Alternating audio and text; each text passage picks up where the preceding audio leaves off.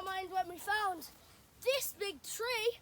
So we're doing treetops part 2. Instead, the swans will be part 3, or probably, and might be another few parts till we get to the swans. But we are exploring the adventure of trees. So now, what leaf is this?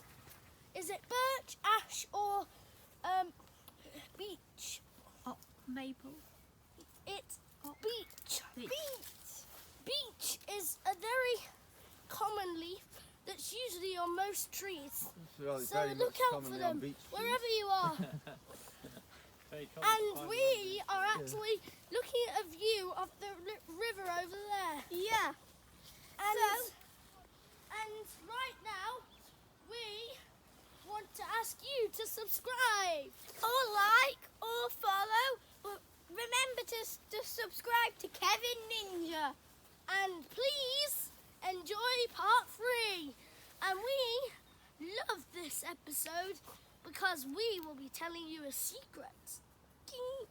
Goodbye. Goodbye for now. See you at part 3.